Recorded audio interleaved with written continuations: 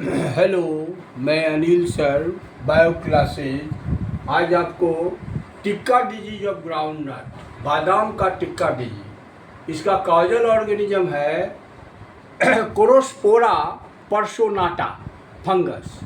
इस फंगस के कारण क्या होता है कि पत्ती का जो दोनों सतह है उस पर गोल गोल धब्बा बन जाता है और due to this disease, the both surfaces of leaves round spots are formed.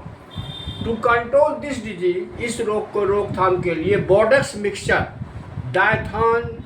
डायथान M45 का छिड़काव करना चाहिए खेतों में। तो ये हो गया आपको tikka disease of groundnut. अब बहुत ही डेंजरस डिजीज है गेहूं में, जिससे कि बहुत ज़्यादा पैदावार की यील्डिंग जो कैपेसिटी है बहुत कम होती है, उसको कहते हैं रस्ट ऑफ व्हीट। ये बहुत ही खतरनाक डिजीज है और यह एक फंगस पक्सिनिया के द्वारा होता है। कॉजल ऑर्गेनिज्म है आपको पक्सिनिया ग्रेमिनिस टिटिसा फंगस। और इसमें क्या होता है, जो इन्फेक्टेड पोर्शन है लीव्स का और स्टेम्स का, वहाँ पर लाल भूरा स्पॉट बन जाता है, धब्बा, और उसको देखने में वह जंग जैसा लगता है, रस्ट जैसा।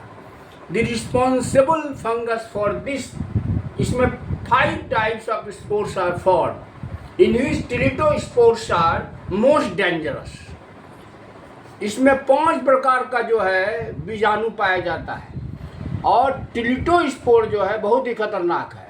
The spore of this fungus are present on a wild grass barberry।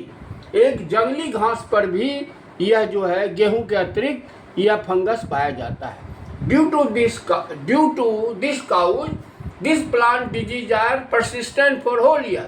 इसके कारण क्या होता है कि यह पौधे का रोग रस्ट सालों भर जो है मिट्टी में उपस्थित रहता है।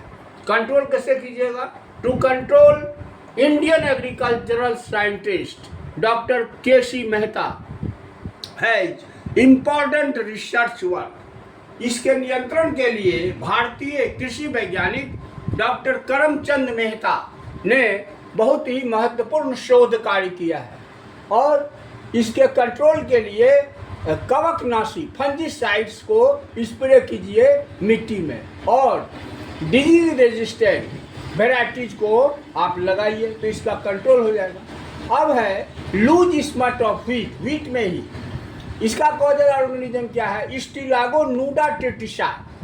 और यह फंगस, ये भी फंगस है और इस डिजीज का कारण क्या होता है कि जो उसकी बाली होती है, इन्फ्लोरेसेंस ऑफ व्हीट होता है, उसमें आपको